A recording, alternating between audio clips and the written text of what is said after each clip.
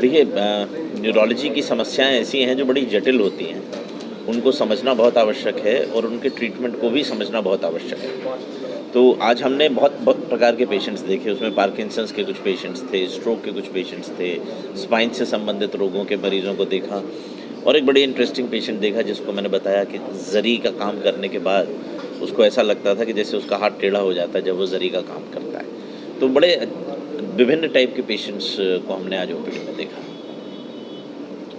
देखो, आमतौर पर देखा गया कि काम करते हाथ टेढ़ा हो जाता है, तो वो क्या प्रॉब्लम है? इसको राइटर्स क्रैम्प या राइटर्स डिस्टोनिया बोलते हैं। राइटर्स डिस्टोनिया एक ऐसी बीमारी है जो सिर्फ और सिर्फ लिखने के समय होगी। जी, वो भी डिस्टोनिया ही होता है, बट राइटर्स को लिखते वक्त होगा। जैसे क्लर्क्स होंगे, टीचर्स होंगे, उनको लिखने के टाइम हो जाएगा। जो तबला बजाता है उसको तबला बजाने के टाइम होगा, जो सितार बजाता है उसे सितार के टाइम होगा, बट शेविंग के टाइम नहीं होगा, ब्रशिंग के टाइम नहीं होगा।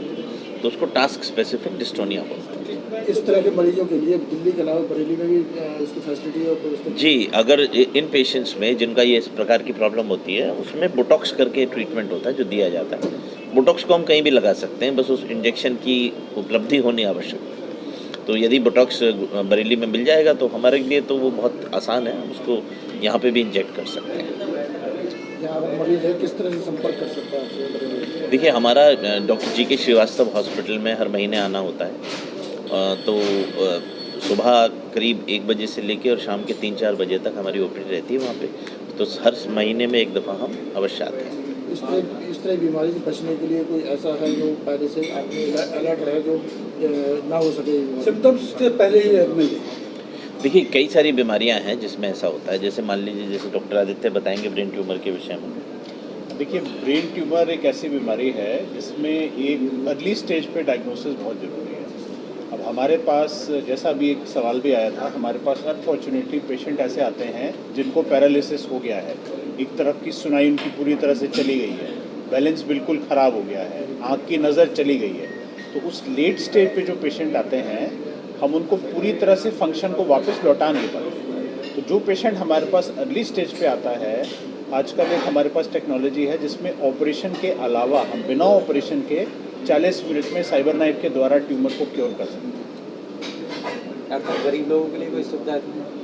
देखिए, गरीब लोगों के लिए वो कहते हैं रेडियो सर्जरी। रेडियो सर्जरी में हम हाई डोज रेडिएशन की बीम्स को फोकस करके ट्यूमर पे डालते हैं और 40 मिनट में इतनी हाई डोज ट्यूमर में हम रेडिएशन की डालते हैं कि उस ट्यूमर के सारे सेल नष्ट हो जाते हैं और ये ट्यूमर अगले 2 से 3 साल में धीरे धीरे करके सूख जाता है। अगर हम करेक्ट पेशेंट चूज़ करके ट्रीटमेंट करेंगे तो इसमें अच्छी बात यह है, ये 100% पेनलेस ट्रीटमेंट है और ऑलमोस्ट 100% रिस्क फ्री ट्रीटमेंट है। पर पेशेंट हमारे पास करेक्ट साइज़ का ट्यूमर लेके आना चाहिए और करेक्ट टाइप का ट्यूमर लेके आना चाहिए। तो जो छोटे आकार का संभव नहीं, हाँ, जो छोटे आकार का 2 से 3 सेंटीमीटर का बिना कैंसर का ट्यूमर है, आजकल प्रैक्टिकली हम ऐसे पेशेंट्स का ऑपरेशन कर ही नहीं रहे हैं, हम उनको साइबर नाइफ से ही इलाज कर रहे हैं। कितना समय लगता है सर इस ट्रीटमेंट में? किसी प्रकार का मतलब ऑपरेशन टाइप से नहीं होता ये लेज़र? हाँ जी, तो इसमें हमारे पास पेशेंट एक दिन ओवरनाइट एडमिशन के लिए आते हैं जिसमें हम उनके फेस की शेप का मास्क बनाते हैं, MRI करते हैं खास क्वालिटी का और एक CT स्कैन करते हैं। इसके बाद पेशेंट वापस अपने घर चले जाता है। 3 से 4 दिन का टाइम हमको लगता है एक फाइन रेडिएशन प्लान बनाने के लिए, और ट्रीटमेंट के दिन पेशेंट अपने घर से आते हैं, 40 मिनट मशीन पे लेटते हैं और उसके बाद वापस अपने घर चले जाते हैं। ये सारी बीमारियाँ आपने बताया सर न्यूरो संबंधित?